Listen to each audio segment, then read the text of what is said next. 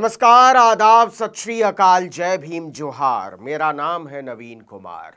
क्या आप जानते हैं कि प्रधानमंत्री नरेंद्र मोदी के संसदीय क्षेत्र में किसानों को योगी की पुलिस ने दौड़ा दौड़ा कर पीटा है? क्या आप जानते हैं कि औरतों और बच्चों तक पर पुलिस ने जुल्म की इंतहा कर दी? क्या हुआ? किसी टीवी चैनल ने नहीं बताया, किसी पालतू एंकर ने ट्वीट भी नहीं किया, किसी का कलेजा भी नहीं फटा।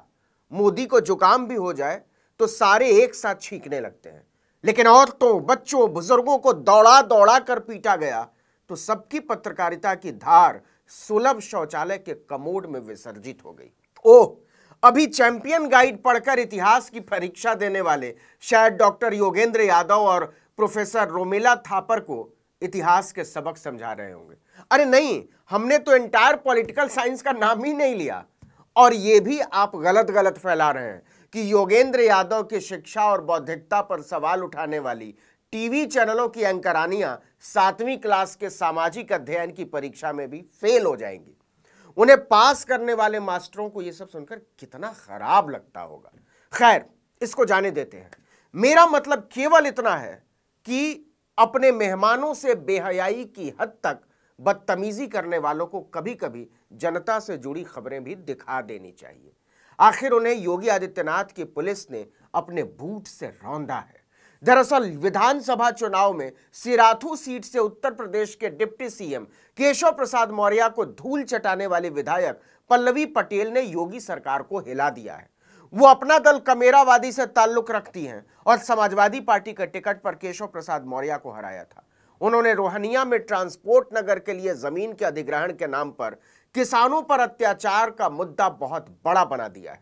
किसानों की गिरफ्तारी से नाराज पल्लवी पटेल ने बनारस में डेरा डाल दिया है, लेकिन इसके पहले उन्होंने लखनऊ में भी इसे लेकर जमकर हंगामा किया।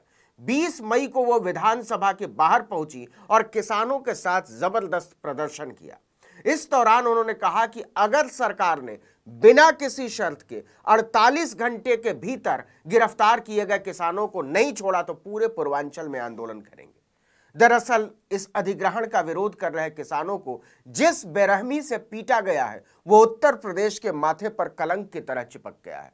प्रधानमंत्री के संसदीय क्षेत्र वाराणसी के रोहनिया विधानसभा के बैरवन गांव में पुलिस ने 16 और 17 मार्च की दोपहर से लेकर देर रात तक तांडव किया। जनता की सुरक्षा के लिए कस्में खाने वाली योगी सरकार की पुलिस ने सैकड़ों किसानों और महिलाओं को दौड़ा दौड़ा कर बेरहमी से पीटा। मैं जानबूझकर उस क्रूरता के वीडियो नहीं दिखा रहा हूं, क्योंकि उसे देखने के बाद आपका दिल बैठ जाएगा। आप एक हिकारत से भर जाएंगे। औरतों और बच्चों तक को नहीं छोड़ा गया, और जिन किसानों, औरतों, बच्चों और बुजुर्गों को पीटा गया है उनमें से ज्यादातर पिछड़ी जाति से आते हैं। लाठी के दम पर अपनी जमीन छीने जाने का विरोध कर रहे 11 निहत्थे किसानों को उठाकर जेल में डाल दिया गया। लगभग 30 से 40 किसान जख्मी हो गए। इसका विरोध करने के लिए बाकायदा किसान संघर्ष समिति बन गई है। कांग्रेस, समाजवादी पार्टी, CPI-ML और अपना दल कमेरावादी इस समिति को समर्थन दे रहे हैं। पुलिस के लाठीचार्ज में केवल पुरुष नहीं घायल हुए हैं, महिलाएं, बुजुर्ग और बच्चियां भी घायल हुई हैं। घायलों की हालत इतनी खराब थी कि उन्हें ट्रॉमा सेंटर में भर्ती कराना पड़ा बनारस के। इसके अलावा पुलिस कम से कम 15 गांव वालों को अपने साथ उठा ले गई।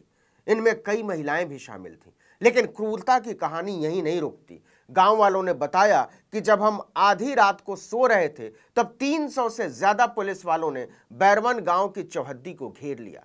पुलिस वाले 15-15 की तादाद में लाठी और हथियार लिए गांव में दाखिल हुए थे। औरतें बताती हैं कि पुलिस को जो भी मिला, जहां भी मिला, सोते जागते सभी को लाठी डंडे से पीटने लगे। आरोपों के मुताबिक महिलाओं और जवान लड़कियों के साथ छेड़छाड़ की गई, गाली गलौज और मारपीट की गई। घर के दरवाजे राइफल के बट से मारकर और बूटों से तोड़ दिए गए। घर में रखे सामानों को उठाकर पटक दिया गया। बर्तन और संदूक को लात मारकर फैला दिया गया। चूल्हे चौके तक को नहीं छोड़ा गया।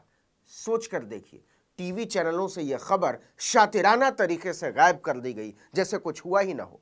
आपको बता दें कि किसानों ने अदालत में इस अधिग्रहण पर रोक लगाने की मांग की थी। इस पर कोर्ट ने स्टे लगा दिया है, लेकिन किसानों, औरतों और बच्चों की पिटाई का मामला इससे ठंडा नहीं पड़ा है और पल्लवी पटेल ने इस पर लगातार अभियान छेड़ रखा है। मोदी के संसदीय क्षेत्र में पूंजीपतियों के हक में किसानों की जमीन की लूट के लिए जो कहर ढाया गया है, उसकी चर्चा चारों तरफ फैल गई है। लेकिन जो हैरानी की बात है वो ये कि सरकार में शामिल अपना दल की नेता अनुप्रिया पटेल ने पुलिसिया बर्बरता और तांडव के खिलाफ एक शब्द नहीं बोला। वोट बैंक है उनका। पीड़ित किसानों से मिलने जाने की बात तो छोड़ दीजिए, दूसरी तरफ उनकी अपनी बहन और समाजवादी पार्टी की विधायक पल्लवी पटेल लगातार सड़कों पर हैं। वो जमीन तलाश रही हैं, किसानों के बीच जा रही हैं और उनके साथ जोखिम लेकर खड़ी नजर आ रही हैं। उन्होंने कहा कि वाराणसी में ट्रांसपोर्ट नगर और आवासीय योजना के नाम पर किसानों की उपजाऊ जमीन को कब्जा किया जा रहा है। किसानों और महिलाओं पर लाठीचार्ज और फर्जी मुकदमे दर्ज किए गए हैं। उन्होंने चेतावनी दे डाली है कि अगर सरकार ने बिना किसी शर्त के 48 घंटे के भीतर किसानों को नहीं छोड़ा तो पूरे पूर्वांचल में आंदोलन छेड़ देंगे। उन्होंने आरोप लगाया कि किसानों की सहमति के बिना उनकी जमीनों को औने पौने दाम पर जबरदस्ती लेकर गुजराती कंपनियों और लोगों को व्यापारिक लाभ दिलाने की साजिश रची जा रही है। हैरानी की बात यह है कि किसानों को मारा पीटा गया और अस्पतालों में इलाज तक नहीं कराने दिया गया। मानवता को शर्मसार करते हुए बच्चों तक को नहीं छोड़ा गया। बनारस की सरकारी व्यवस्था में गुजरातियों के दखल की चर्चा लगभग हर आदमी करता है। गौर कीजिएगा, ज्यादातर सरकारी ठेकों में उनका बोलबाला है। लोग खुलेआम कहते हैं कि हर प्रोजेक्ट में मजदूरी करने वाले ही केवल स्थानीय लोग हैं और उन पर हुक्म चलाने वाले सब गुजराती। और यह भारी अपमान वाला मामला है। इसे लेकर स्थानीय लोगों में भारी नाराजगी है। पल्लवी पटेल ने इसी नाराजगी को अपनी तरफ मोड़ने की कोशिश की है। पल्लवी पटेल ने कहा कि योगी मोदी की सरकार किसी मुगालते में न रहे। अगर किसानों की जमीन की लूट नहीं रुकी तो आर पार की लड़ाई होगी। उन्होंने आरोप लगाया कि बनारस का जिला प्रशासन गुजराती कंपनियों के एजेंट के तौर पर काम कर रहा है। कमिश्नर कौशल राज शर्मा इस गुजराती गिरोह के सबसे बड़े बिचौलिए हैं। उनको ये अधिकार दे दिया गया है कि आप लोगों को मारिए, पीटिए, काटिए, जो करना हो करिए। और इसके बाद से किसानों की पीठ पर पुलिस की लाठियां तोड़ डाली गई हैं। पल्लवी पटेल ने कहा कि वाराणसी का प्रशासन इस कब्जे के प्रयास, किसानों पर लाठीचार्ज और उन पर फर्जी मुकदमे लगाने के लिए जिम्मेदार है। इसलिए इस पूरे मामले की न्यायिक जांच होनी चाहिए। आपको हैरानी हो सकती है कि जिस नागेपुर गांव के अंबेडकर पार्क में पुलिसिया बर्बरता के खिलाफ किसान धरना और प्रदर्शन कर रहे हैं, उस नागेपुर गांव को कुछ साल पहले खुद पीएम मोदी ने गोद लिया था। नागेपुर गांव के प्रधान मुकेश तक बीजेपी के खिलाफ खुलकर अब बोल रहे हैं। उन्होंने कहा कि लाठियों से पिटाई करने के बाद उल्टा किसानों को ही गिरफ्तार करके जेल भेज दिया गया।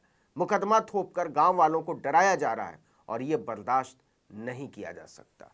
इस वीडियो में इतना ही, लेकिन अगर आपने आर्टिकल 19 इंडिया को अब तक सब्सक्राइब नहीं किया तो फौरन कीजिए। बेल आइकॉन दबाइए, घंटी जैसी आकृति लाइक कीजिए और कमेंट करके बताइए हमारा वीडियो आपको कैसा लगा। यूट्यूब पर देख रहे हैं तो हमारे चैनल को सब्सक्राइब जरूर कर दीजिए। फेसबुक पर देख रहे हैं तो हमारे पेज को लाइक जरूर कर लीजिए। इंस्टाग्राम पर हमें फॉलो कीजिए। हमारा ट्विटर हैंडल है आर्टिकल 19_इंडिया और मेरा ट्विटर हैंडल है नवीन जर्नलिस्ट। आप मुझे भी फॉलो कर सकते हैं। नमस्कार।